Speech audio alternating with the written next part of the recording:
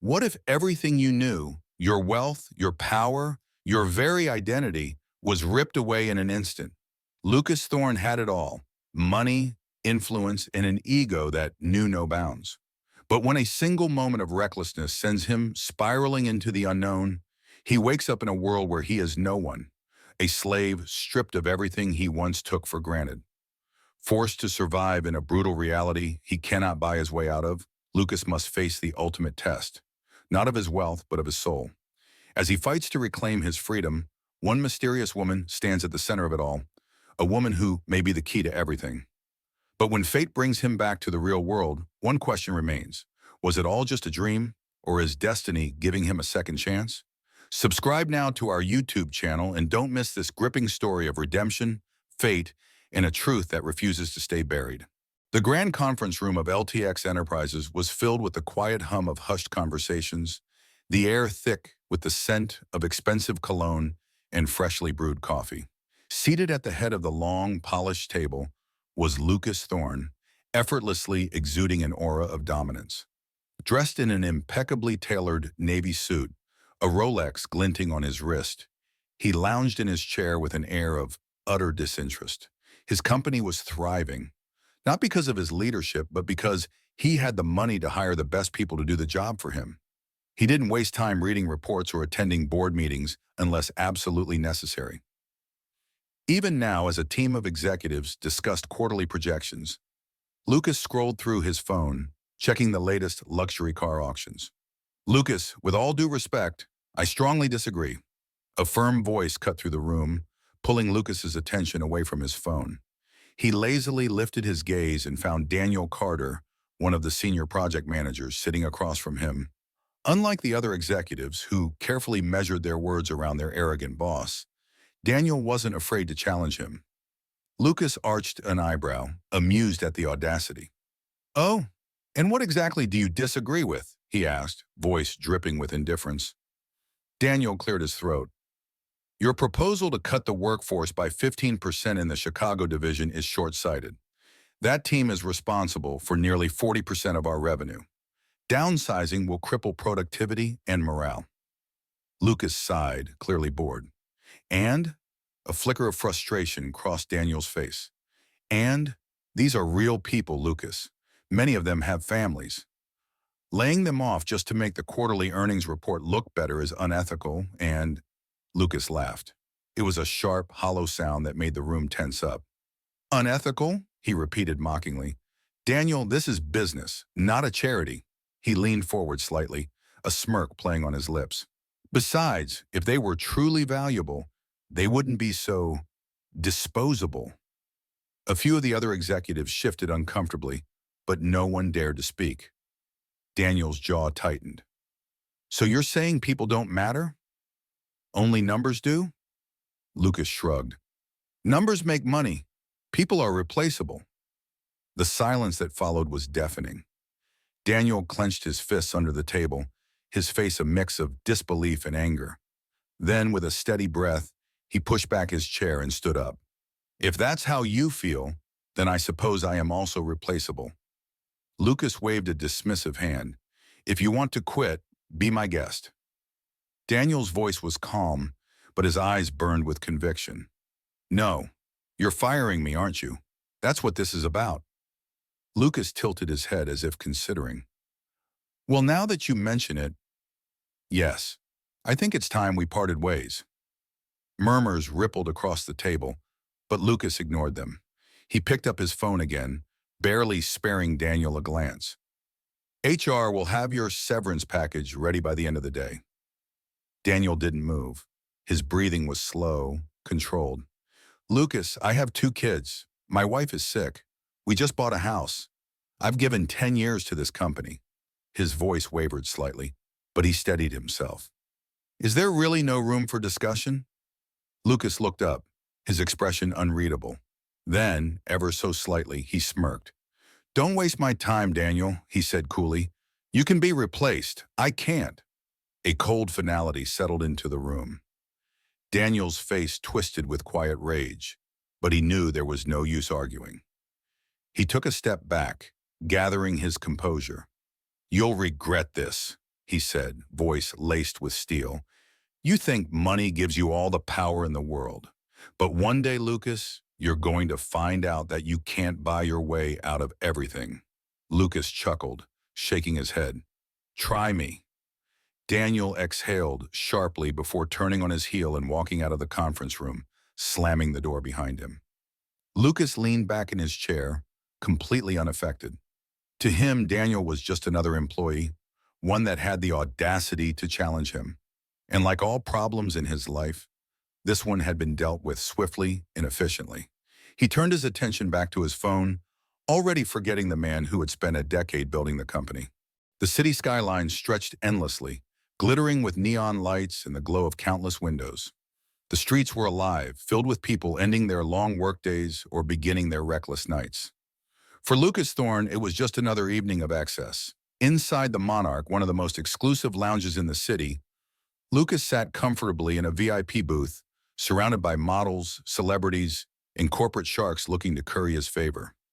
A half-empty bottle of Macallan rested on the marble table, the golden liquid shimmering under the dim lighting. He swirled the whiskey in his glass lazily, his sharp blue eyes glossed over with the dull pleasure of indulgence. Laughter erupted from his table as he smirked, recounting a crude joke about a business competitor who had gone bankrupt. The women around him giggled, pressing closer, their interest in him purely transactional. He didn't mind. It was the nature of things. People could always be bought. Lucas, you've had a bit much tonight, one of his business partners, Aaron, commented, swirling his own drink. Maybe let the driver take you home? Lucas scoffed. I'm fine. He was far from fine. The alcohol made everything blur at the edges, but his confidence remained unshaken. He wasn't some ordinary drunk. He was Lucas Thorne. Rules didn't apply to him. Aaron frowned but didn't argue. He knew there was no point. A woman draped herself over Lucas's shoulder, purring, "Take me for a ride in that beautiful car of yours." Lucas grinned, standing up with a bit of a sway. "Let's go."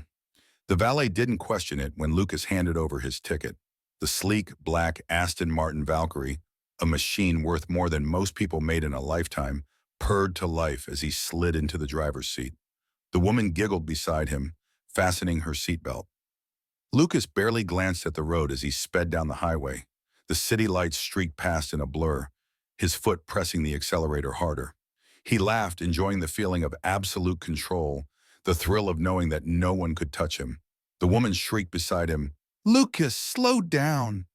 "Relax," he slurred, flashing a cocky grin. "I've got this." He didn't. Out of nowhere, a figure stumbled into the street. It was an older man, his clothes ragged, carrying a plastic bag filled with what looked like scraps of food. His face was illuminated for a split second by the headlights, wide eyes frozen in terror. Lucas barely had time to react. The sickening thud shattered the illusion of invincibility. The body hit the windshield before rolling off onto the pavement like a discarded doll. The woman in the passenger seat screamed, "Oh my God! Lucas! You hit him!" For a split second, Lucas's breath caught in his throat. His hands clenched the wheel, his heart hammering. He could still hear the sound, could still feel it, something foreign and terrifying. Then his instincts took over. He slammed his foot on the gas, speeding away without looking back. His hands shook slightly as he grabbed his phone and dialed a number. It rang once before a smooth, controlled voice answered.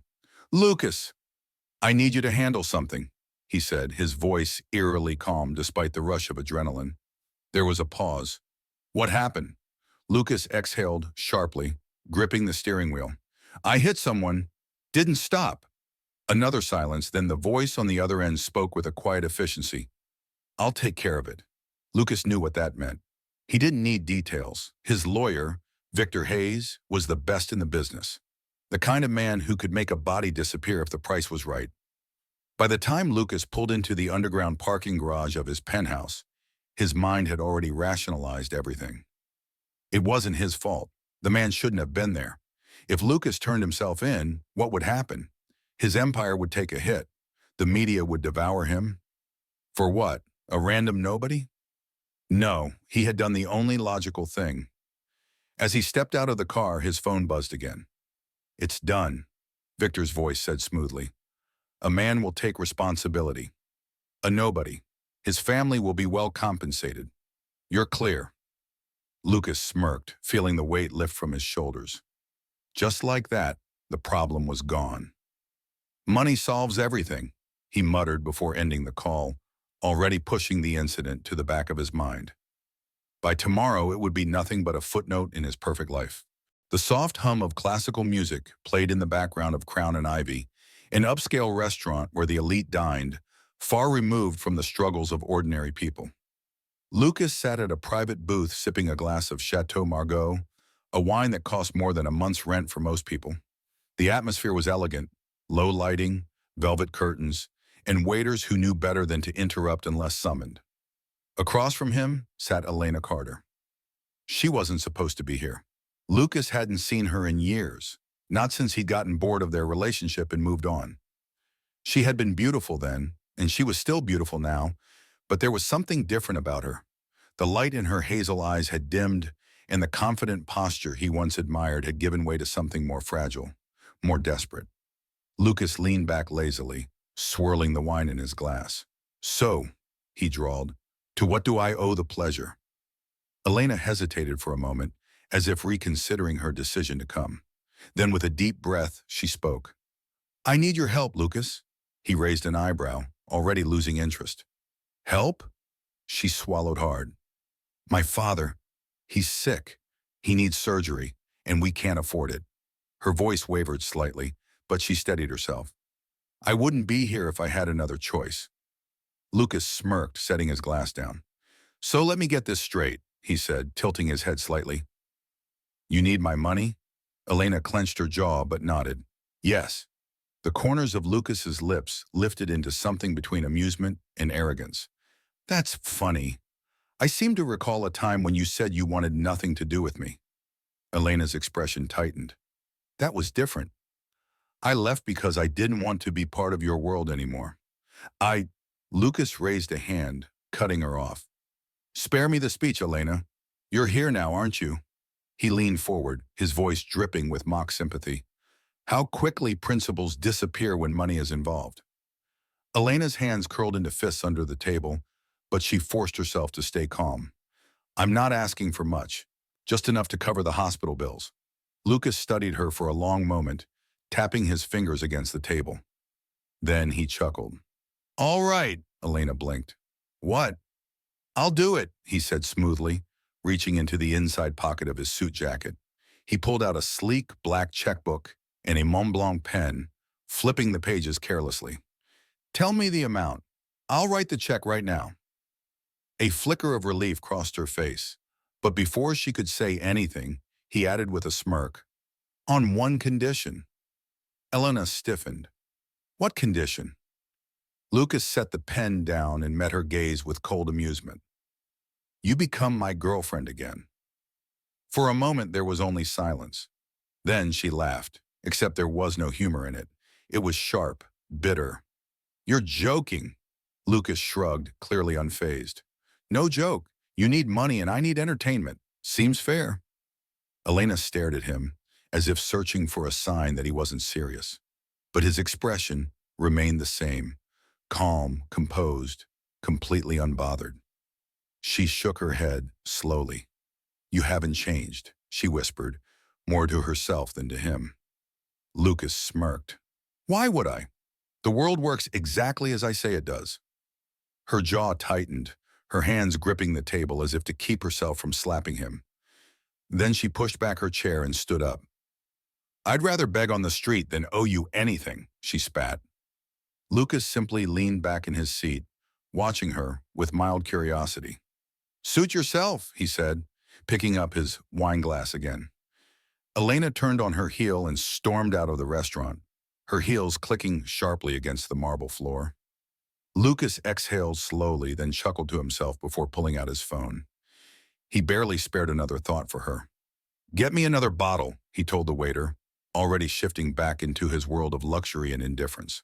The world outside the club was a blur of neon lights, the hum of traffic, and the distant chatter of late-night revelers.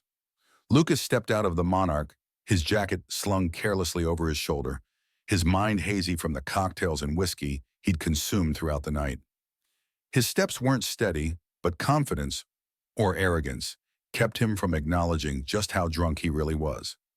The valet rushed to bring his Aston Martin Valkyrie to the curb, the sleek machine growling as the engine came to life. Lucas barely acknowledged the man, shoving a few bills into his hand before sliding into the driver's seat. "Sir, are you sure you don't want me to call a driver?" the valet asked hesitantly. Lucas scoffed, his fingers gripping the steering wheel. "Do I look like I need help?" Without waiting for a response, he hit the gas, the tires screeching as the car shot forward into the darkened streets of the city. The roads were mostly empty at this hour. The skyscrapers loomed above him, their windows glowing like scattered stars. He drove faster than he should have, the speedometer climbing past 80, 90, then over 100 miles per hour. His mind was a blur. He barely remembered the events of the night, the laughter, the drinks. Elena's voice filled with anger and disgust. "You haven't changed." Lucas exhaled sharply, gripping the wheel tighter. So what? He was Lucas Thorne. The world bent to his will. He wasn't going to change for anyone. His head was spinning, his vision slightly unfocused. He reached for his phone, glancing at the screen. A text from Aaron, probably checking if he made it home. He didn't see the red light ahead, didn't see the truck. A blaring horn, a flash of headlights, then impact. The deafening crash of metal against metal, the violent force slamming him forward.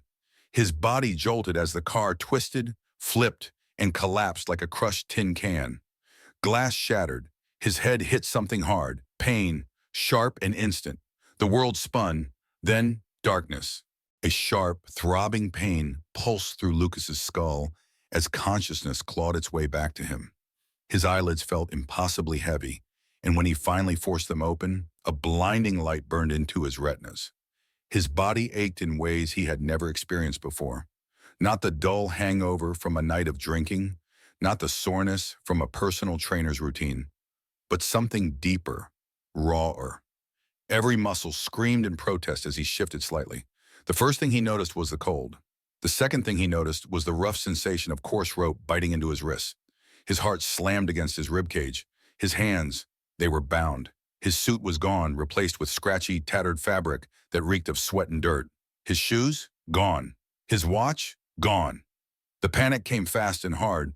His breath quickened. Where the hell was he? The last thing he remembered, the truck, the headlights, the crash. He should be in a hospital. Lucas struggled against his restraints, but his movements were sluggish, his body weak. He was kneeling on a rough wooden platform, his knees bruised from the splintered planks beneath him. The murmuring of voices, dozens, maybe hundreds, surrounded him. He finally looked up, and his breath caught in his throat. He was in some kind of marketplace, but not the kind he was used to. There were no glass buildings, no expensive boutiques, no flashing billboards advertising luxury brands. Instead, towering stone walls loomed over a sea of people. The scent of sweat, dirt, and something rotting filled the air. Banners fluttered in the wind, not with corporate logos, but with crude medieval symbols. The people weren't dressed in designer suits or sleek dresses. They wore tattered tunics, stained robes, and rough-spun cloaks. And the worst part? He wasn't the only one bound.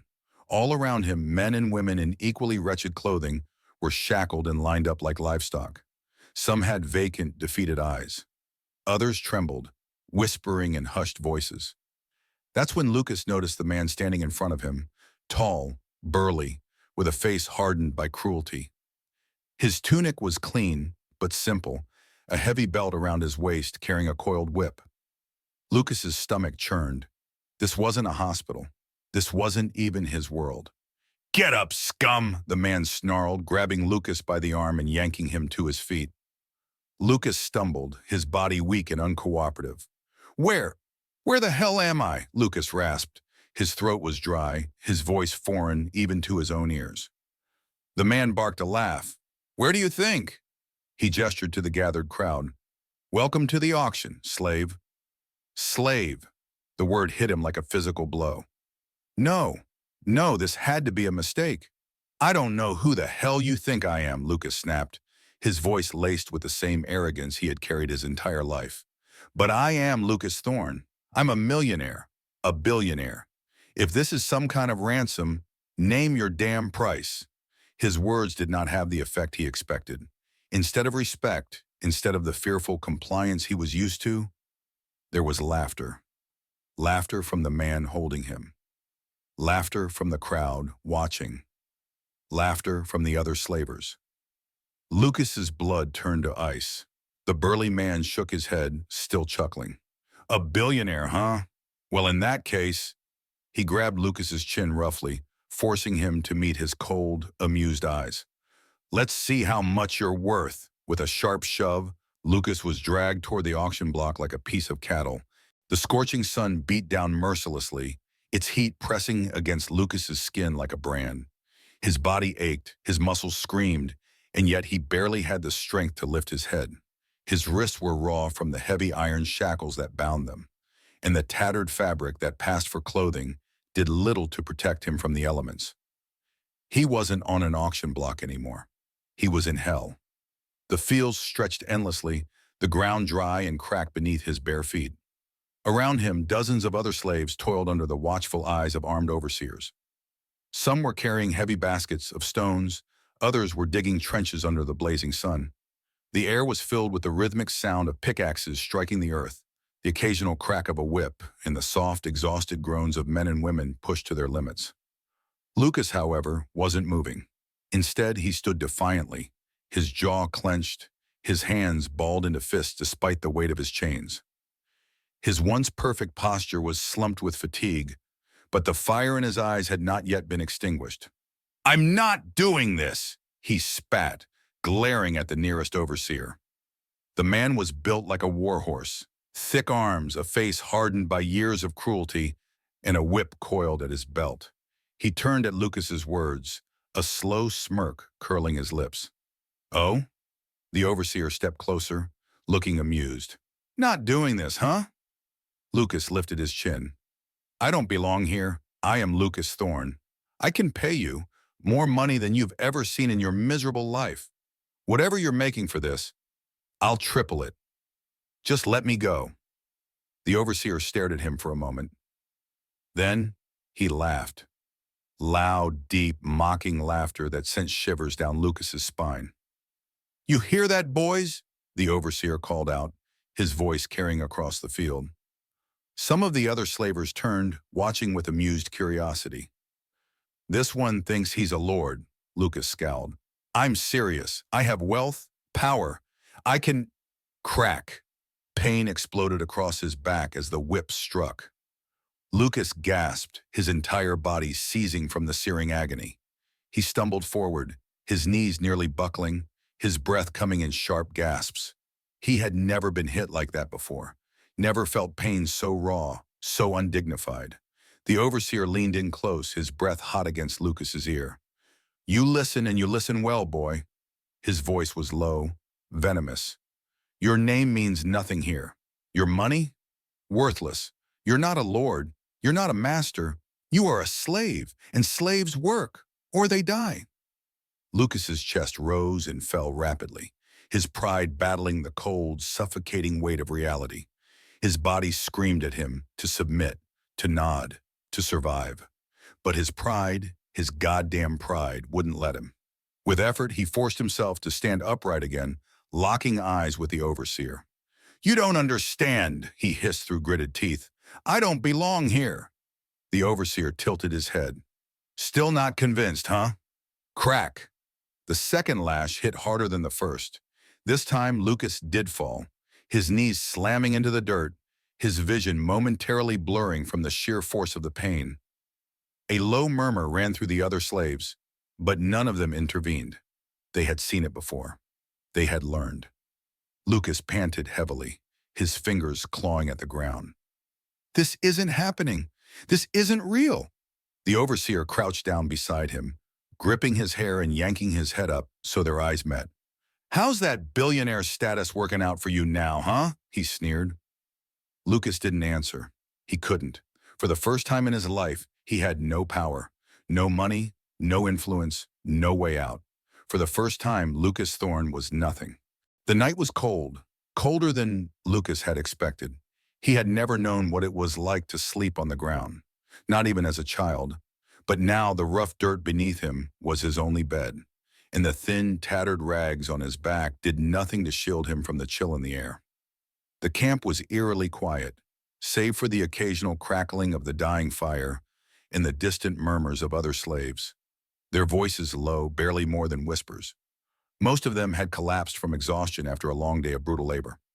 Lucas, however, lay awake. His back throbbed from the lashes. His body ached in ways he had never thought possible. But worse than the pain, worse than the filth, the hunger, or the cold, was the humiliation. He wasn't supposed to be here. He was Lucas Thorne. He was a king in his own world. Now, he was nothing. The sound of soft footsteps made him tense. He turned his head sharply, his guard up, expecting another overseer, another tormentor. Instead, he saw her. A young woman crouched beside him, her delicate features illuminated by the dim firelight. Even in the wretched conditions, there was something striking about her. Long, tangled dark hair, intelligent eyes that gleamed even in the darkness, and a quiet strength in the way she carried herself. She was dressed in rags just like him, but somehow she looked composed, as if the world hadn't completely broken her yet. She held out a small piece of bread. Lucas stared at it, then at her. His pride flared instantly. "I don't need your pity," he said, his voice hoarse but sharp. The woman, Sophia, didn't flinch. She simply held the bread there, unwavering. "It's not pity," she said, her voice calm, measured. "It's survival." Lucas clenched his jaw. "I don't take handouts." Sophia sighed, her expression unreadable. Then, without another word, she broke the bread in half and placed one piece in front of him before taking a small bite of her own. "You can do whatever you want," she said simply, chewing slowly. "Eat it. Don't eat it. But if you don't start thinking differently, you're going to die here." Lucas narrowed his eyes. "I don't belong here." Sophia exhaled a quiet laugh, shaking her head. "Everyone here says that at first." "I'm not everyone," Lucas shot back.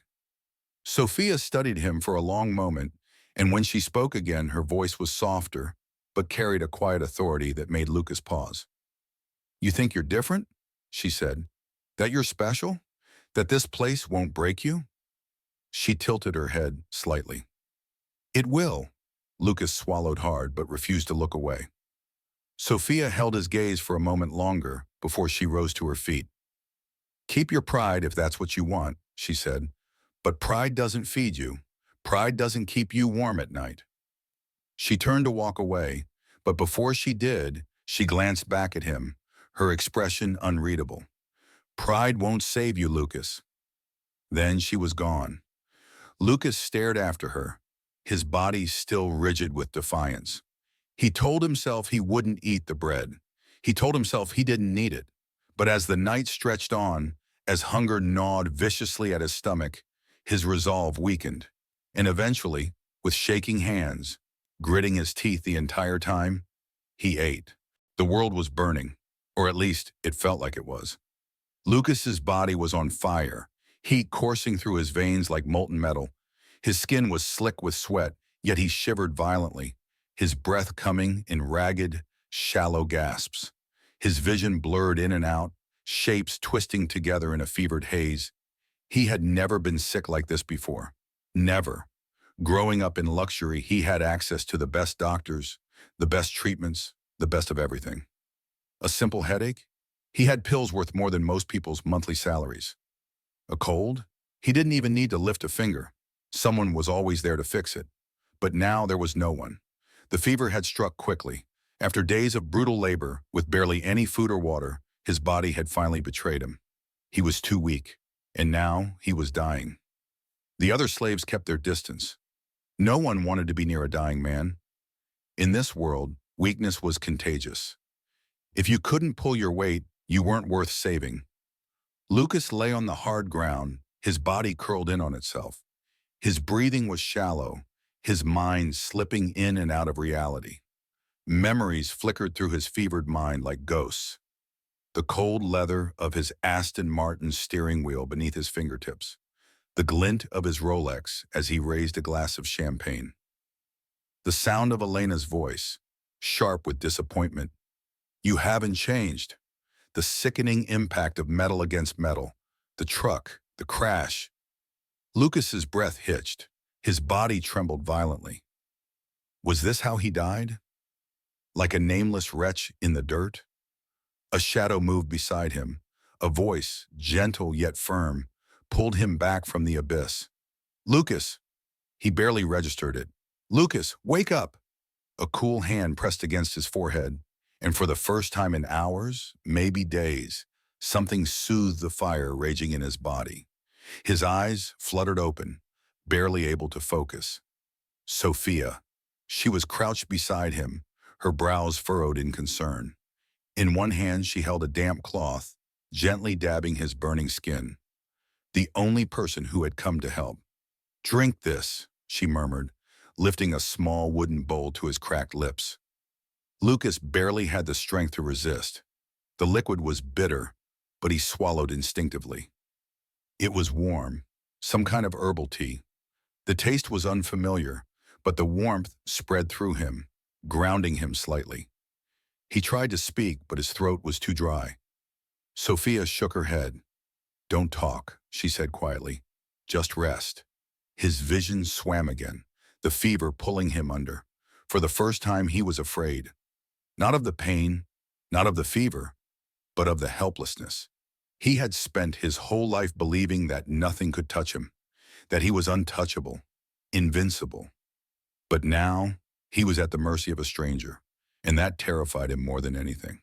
The first swing of the pickaxe nearly sent Lucas tumbling forward. His hands, once used to gripping the steering wheel of luxury cars and the smooth weight of a whiskey glass, were now raw and blistered. His body rejected the labor outright. His muscles, accustomed only to personal trainers and controlled workouts, burned with a pain he had never known before. But the worst part? The humiliation. Every strike of the pickaxe was weak, awkward, inefficient. The other slaves barely spared him a glance, their own movements practiced and rhythmic. They had long since stopped caring about new arrivals. They had seen plenty of men like him before. Lucas bit down on his frustration, his teeth grinding together. He wasn't weak. He wasn't some pathetic beggar scrambling for survival. But that belief, that arrogance, was fading fast. He had nearly died. Sophia had saved him. And even though he would never say it out loud, he owed her. So he pushed himself. At first it was hell. His grip was wrong. His movements wasted too much energy. The weight of the tool pulled at his aching arms, and by midday he could barely stand. But he watched. He studied the way the others worked, how their movements were controlled, deliberate, how they conserved energy instead of wasting it in reckless swings. He saw an old man, his back hunched with age, yet still working tirelessly. A woman beside him, younger but with the same hardened resilience in her eyes, moving with effortless efficiency. Lucas had spent his life believing he was superior to people like this, that money, power, and connections made him inherently better. Now, as sweat dripped down his face and his body trembled from exhaustion, he realized how wrong he had been. These people weren't weak, they were survivors. And if he wanted to live, he had to become one too. The midday sun was relentless, casting harsh shadows over the labor camp. The air was thick with dust and the stench of sweat, but the slaves kept working, their bodies moving in silent rhythm, their minds trained to ignore the pain. Lucas had learned to work, not well, not effortlessly, but enough. He still hated it, hated the feeling of his hands blistering, hated the ache in his back, hated the knowledge that he was still just another nameless slave. But today something shifted. A sudden cry of pain broke through the steady rhythm of pickaxes and shovels. Lucas turned his head, his body tensing. A few yards away, 3 young boys, barely more than children, were struggling to carry a sack of heavy stones. Their arms trembled, their knees nearly buckling beneath the weight. One of them tripped. The sack slipped from their hands, spilling rocks across the dry earth. Silence fell. A tall overseer, one of the cruelest ones, narrowed his eyes and stepped forward, his whip coiling in his hand like a snake. The boys froze, their faces pale with fear. "You useless little rats," the overseer sneered. His voice was calm, almost bored, but that only made it worse. Lucas had seen that look before. The look of a man who enjoyed breaking others. The whip snapped forward. Lucas moved before he could think. Instinct, or something deeper. He threw himself between them, his body taking the full force of the lash. Pain, sharp, searing, white-hot, ripped across his back. Gasps echoed around him. No one ever interfered. No one ever stepped in. Lucas staggered forward, but his jaw clenched. His body screamed at him to back down, to be smart, to survive. But something inside him, something he barely recognized, kept him standing. The overseer tilted his head, eyes dark with amusement. "How noble," he drawled. "But tell me, lordling." He grabbed a fistful of Lucas's hair, yanking his head back. "Did anyone ask you to play hero?" Lucas glared at him, breathing hard. His back burned, but the fire in his chest was stronger. "Touch them again," he rasped, "and I'll kill you." The words came out before he could stop them. The overseer barked a laugh, throwing him to the ground. "You really don't know when to shut up, do you?" The second blow came harder. Lucas barely bit back a groan as he hit the dirt, tasting blood in his mouth. The whip cracked again. Again. By the time it stopped, his body was shaking, his vision swimming. The overseer let out a satisfied huff before turning away. "Get back to work," he snapped at the others. Lucas lay there for a moment, his chest heaving, his body ached. But beneath the pain, something else simmered. He had spent his life using money and power to get his way. Now he had neither. But today, for the first time in his life, he had done something that mattered. Lucas barely made it back to the slave quarters. His entire body throbbed, every nerve ending screaming in agony. The lashes on his back burned like fire, each movement sending a fresh wave of pain through him. His hands trembled as he leaned against the rough wooden post for support, his breath ragged and shallow. He had never felt pain like this before. Pain had always been something other people experienced. Workers who toiled for hours in his companies, beggars who lived on the streets he never spared a glance at, people who couldn't afford to escape suffering the way he always had. Now it was his reality. A shadow moved beside him. He barely had the strength to lift his head. Sophia.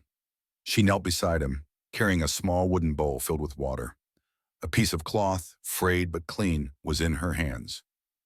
Without a word, she dipped the cloth into the water and reached for his back. Lucas flinched. "I don't need your help," he muttered, his voice hoarse. Sophia didn't react. "Hold still. I said I don't." The cold cloth pressed against his wounds, and he hissed through clenched teeth. The pain was sharp, but beneath it, there was relief. The first relief he had felt in days. He didn't fight her again. For a while, there was silence. The quiet crackling of a distant fire, the muffled sounds of exhausted slaves settling down for the night. Lucas focused on the rhythmic movement of Sophia's hands, gentle yet firm as she cleaned his wounds. "Why did you do it?" she asked after a moment. Lucas exhaled sharply, wincing as she touched a particularly deep lash. "What?" "Step in for those boys." Lucas hesitated. He wasn't sure how to answer. He had never stood up for anyone before. Hell, he had never cared about anyone but himself before. "It wasn't right," he admitted finally. The words felt strange coming from him, like they belonged to someone else. Sophia rinsed the cloth in the bowl. "And you paid for it." Lucas gave a short, humorless laugh. "Yeah, no kidding." She was quiet for a moment, then said, "You'd never been hit like that before, had you?" Lucas clenched his jaw. "No." Sophia sighed, wringing out the cloth. "That's why it took you so long to understand." Lucas frowned, turning his head slightly despite the pain. "Understand what?" "That people like us. We've been living in pain our whole lives." Her voice was steady, but there was something heavy beneath it. "You think the worst part of this place is the beatings?" "It's not. It's knowing that no one will save you, that no one cares." Lucas was silent. That shouldn't have been a foreign concept to him. He had spent his life ignoring suffering, walking past homeless people without a second thought, cutting employees without caring about how it affected their families. He had always believed that if you were weak, you were meant to suffer. Now, he was the weak one. He swallowed hard, his throat tight. And yet, you helped me. Sophia met his gaze. Because if we don't help each other, then what's the point of surviving? Lucas looked away. For the first time in his life, he didn't have an answer. Lucas had grown used to the routine of suffering. The endless cycle of labor, the weight of the pickaxe in his hands, the bruises that never truly healed. They had all become background noise. He had stopped expecting mercy, stopped expecting change. But Sophia had been different. She was the one constant in this wretched place, the only person who had ever spoken to him without fear, who had treated him like something other than a broken man. And now, she was gone. The moment he saw the slaver dragging her toward the auction block, something cold and sharp settled in his chest. He pushed her through the crowd, ignoring the dull pain in his ribs from the last beating. The other slaves barely looked at him, already resigned to the reality that this was just how things worked. People were bought and sold, taken. He refused to accept that. "Sophia!" His voice was hoarse, raw from exhaustion, but desperate. She turned, her dark eyes locking onto his for the briefest moment. Then the slaver shoved her forward. Lucas lunged, his instincts overriding reason, but a guard caught him before he could reach her. "Back to your place, filth!" The guard snarled, slamming an elbow into Lucas's gut. He choked, staggering backward. The world tilted, his vision darkening for a second. When he looked up again, Sophia was on the platform. The auctioneer's voice rang out, loud and indifferent. "A fine specimen, strong, young, obedient. Who will place the first bid?" A chorus of voices rose, men calling out numbers like she was cattle. Lucas's nails dug into his palms. She wasn't just another slave. She wasn't supposed to be here. He had nothing to offer. No power, no money. For the first time in his life, Lucas understood what it felt like to be completely powerless. A final voice called out, a smooth, arrogant tone that made Lucas's blood run cold. He turned sharply to see a man in deep crimson robes lounging against the wooden railing. His face was sharp, his eyes dark with amusement. "1,000 gold pieces," the nobleman said, his lips curling into a smirk. "For the girl." Murmurs rippled through the crowd. It was an absurd price. No one else would dare challenge him. The auctioneer grinned. "Sold? No." Lucas's breath caught in his throat as he watched the slavers shove Sophia toward her new master. This wasn't happening. This wasn't happening. Sophia's gaze flickered back to him, just for a second. There was no fear, no pleading, just acceptance, like she had always known that this was how the world worked. Lucas wanted to scream, to fight, to do something, but all he could do was watch, and for the first time in his life, he understood what true loss felt like. Lucas sat in the dim glow of the dying fire, his fists clenched so tightly that his nails dug into his palms. His breathing was slow, measured, but his mind was anything but calm. Sophia was gone, and he had done nothing. For the past few days, he had felt the weight of her absence like a physical wound. There was no one to remind him to eat, no one to look at him with something other than hatred or indifference. The camp felt colder, emptier, but beneath the grief, beneath the helplessness that had nearly suffocated him before, something else was growing. Rage. For the first time, Lucas wasn't just thinking about himself. He had spent weeks, months maybe, in this hell, and he had seen enough to understand one thing. This would never end unless someone ended it. And he refused to sit still and wait for his turn to be sold. He had spent his life winning, using power, money, and influence to get what he wanted. Here he had none of those things, but he still had his mind. And that was something no slaver could take from him. He looked around at the other slaves. They were shadows in the dark, curled in exhaustion, in defeat. These were people he once would have ignored. People he once believed weren't worth a second glance. But now he saw them for what they were. People who needed hope. Lucas's jaw tightened. Fine. If no one else would fight, he would. And this time, he wouldn't just fight for himself. He would fight for all of them. The plan had been reckless, impossible even. But Lucas hadn't cared. For weeks he had watched, listened, waited. He had studied the guards' rotations, learned their weaknesses, observed which ones were lazy, which ones were cruel, and which ones could be manipulated. He had been patient. And now, it was finally time. The night was thick with tension, the air damp and heavy with the promise of rain. Lucas's heart pounded in his chest as he and the others crouched in the shadows, waiting for the right moment. This wasn't just about him anymore. Dozens of others were counting on him, and yet there was only one person he truly cared about finding. Sophia. He had heard whispers. The nobleman who had bought her had taken her to his estate, a fortress carved into the cliffs, a place where women didn't return from. Lucas hadn't hesitated. Now, as he slipped through the dark corridors of the nobleman's chambers, his pulse was steady. His body was no longer that of the arrogant billionaire who had once believed the world revolved around him. It was the body of a survivor, of a man with nothing to lose. He found her in a candlelit chamber, staring out of a small window, her posture too still. Sophia. She turned, her eyes widening in shock. Lucas. Relief? Disbelief? Fear? You shouldn't be here. Lucas ignored her, crossing the room in 3 strides. We don't have time. I'm getting you out. Sophia shook her head. They'll kill you. Not if we leave now. He reached for her wrist, but she pulled back.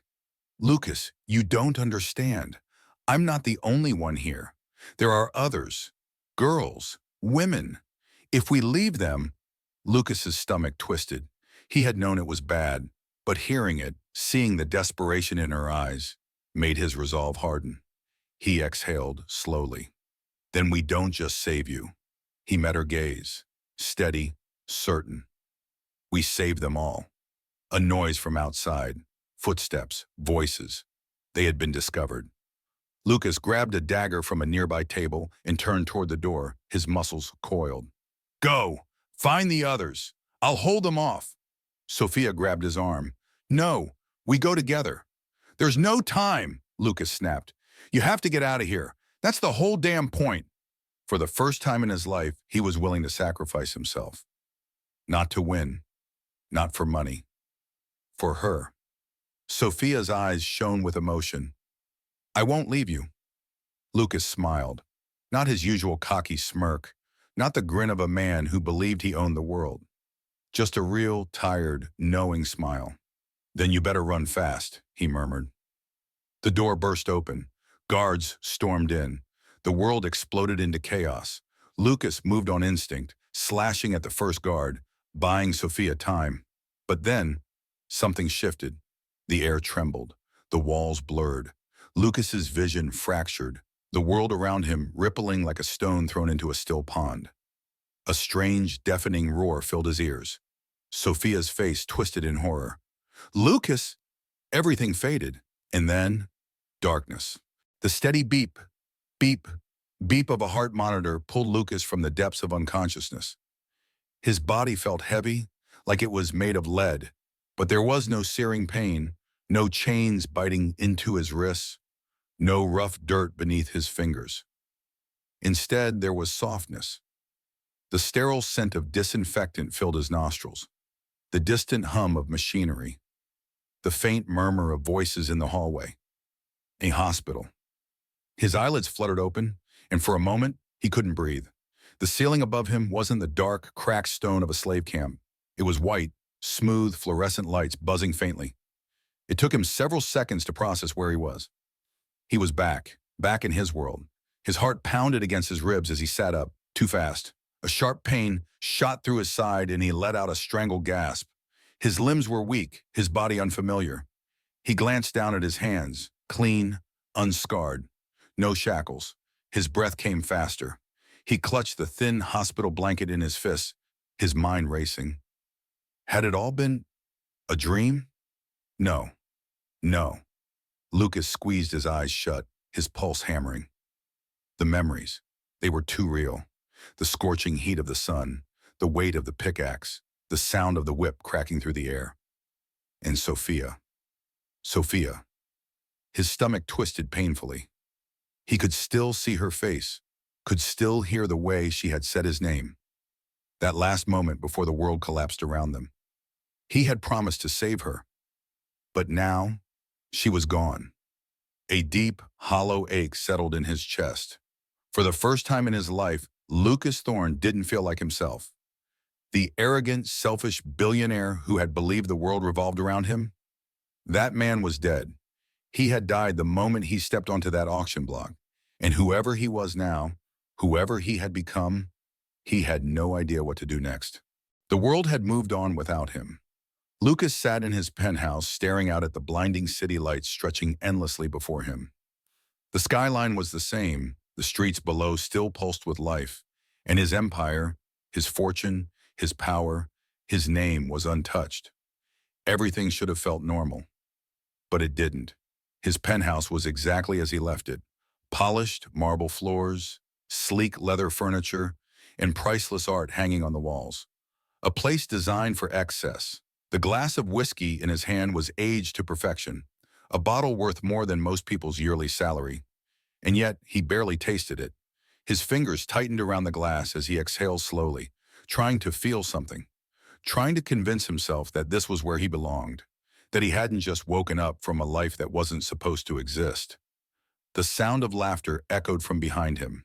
His old friends were gathered, sprawled out on his expensive furniture, drinks in hand, their conversations as meaningless as ever. "Man, you have no idea how much we missed you." Aaron, one of his closest drinking buddies, grinned, swirling his own drink lazily. "We thought you were done for." "Yeah," another chimed in. "I mean, a car crash that bad? You're lucky to be alive." Lucas barely heard them. A month ago, he would have smirked, thrown out some arrogant remark, and ordered another round of drinks. Now, he couldn't even pretend to care. "You've been so damn quiet, though." Aaron nudged him with a knowing grin. "What, did a near-death experience make you go soft on us?" Lucas forced a smirk, but it felt hollow. Soft? If only they knew. If only they understood what he had been through, what he had seen, what he had lost. He looked at them, at the same faces, the same conversations, the same indulgence he once drowned himself in, and for the first time it all felt wrong, hollow, meaningless. The laughter, the money, the excess, none of it mattered anymore. None of them knew what real suffering was, what it meant to be powerless, what it meant to lose everything. A wave of nausea twisted in his gut. He needed air. Without a word, Lucas stood, setting his drink down and walking toward the balcony. "Hey, where are you going?" someone called after him. But he didn't answer. As the cold night air hit his skin, he gripped the railing, his jaw clenching. The city stretched below him, glittering, alive. A month ago, he thought he owned this world. Now he wasn't sure if he belonged in it at all. Lucas had never been one to dwell on the past. Before the accident, before everything, he lived in the present, chasing whatever pleasure, power, or opportunity came next. Regret? That was for the weak, for people who couldn't afford to move forward. But now, no matter how much he tried, he couldn't move forward. Something was missing. Something he couldn't explain. Every time he closed his eyes, he saw her. Sophia, her voice, her steady, knowing gaze. The way she had looked at him, not as a billionaire, not as a broken slave, but as something in between. Someone still figuring out who he was, and now she was gone. But she had never been real. Had she? Lucas didn't care if it was crazy. He had to know, so he searched. At first, he started small. Late nights spent scrolling through missing persons reports, through old news articles, looking for a face that matched hers. A name, anything, nothing. He pulled every connection he had, investigators, security firms, even black market sources, digging through records, questioning if she had ever existed at all. Still nothing. And yet he felt her. Somewhere out there. She had to be. He wasn't sure what terrified him more, the idea that she had never been real, or the idea that she had been, and he had lost her forever. The world had stopped feeling real for Lucas a long time ago. He moved through it like a ghost, going through the motions of his old life, surrounded by the same wealth, the same people, the same empty excess. But nothing felt right. He had spent weeks searching, chasing a shadow, and then, on an evening like any other, when he had long given up hope, he saw her. It happened in the most ordinary way, a late-night run to a supermarket, something he never would have done before. Billionaires didn't buy their own groceries. Hell, he had never even set foot in a place like this. But he had needed to get out, to breathe, to escape the suffocating silence of his penthouse. And that's when he saw her. Standing behind the checkout counter, her dark hair pulled back into a loose ponytail, wearing a simple uniform. Sophia. Lucas froze. For a moment he couldn't move, couldn't breathe. His brain tried to convince him that it was impossible, that it was just a resemblance, a trick of his exhausted mind. But no, it was her. The same face, the same sharp yet kind eyes, the same quiet strength in her posture. He felt his heart hammering against his ribs. She was real. She had always been real. But then the terrifying thought struck him. Did she remember? Did she know who he was? Or was he just a stranger to her? His throat felt dry as he stepped forward, his feet moving before his mind could process. She was scanning a customer's groceries, her hands moving automatically, eyes distant, like someone used to simply existing. Lucas swallowed hard, and then, as if sensing something, she looked up. Their eyes met. For a split second, there was nothing. Just two people standing in a supermarket under fluorescent lights, caught in the mundanity of a normal world. Then, a flicker. Something in her expression shifted, like recognition, like something long buried was stirring. Lucas's breath caught. Did she remember? Or was he just chasing a dream? Lucas had spent his entire life taking what he wanted: money, power, influence. If he wanted something, he bought it. If something stood in his way, he removed it. But now, he did nothing. He could have spoken her name the moment their eyes met, could have demanded to know if she remembered, could have shaken the truth out of her. But he didn't, because for the first time in his life, he was afraid. What if she didn't remember? What if she had never been the Sophia he knew, the one who had saved him, who had changed him? What if all of it had been just a cruel twist of fate? So Lucas did the one thing that went against every instinct he had ever known. He waited. He returned to the supermarket the next day, and the next. He bought things he didn't need: cheap coffee, a loaf of bread, a pack of gum, just to stand in her line, just to see her again. She never reacted, never looked at him with the certainty he longed for. But sometimes when she handed him his change, her fingers lingered just a second too long. Sometimes he caught her frowning, as if trying to remember something just out of reach. And sometimes when she thought he wasn't looking, he saw her staring at him, like he was a puzzle she wasn't sure how to solve. Lucas didn't push. Not this time. Instead, he simply waited for fate to decide. Because maybe, just maybe, this was his second chance. Not just to find her, but to do things right. And as he stepped out into the cold night air, a faint smile crossed his lips. Because for the first time in his life, he wasn't trying to control fate. He was letting it happen.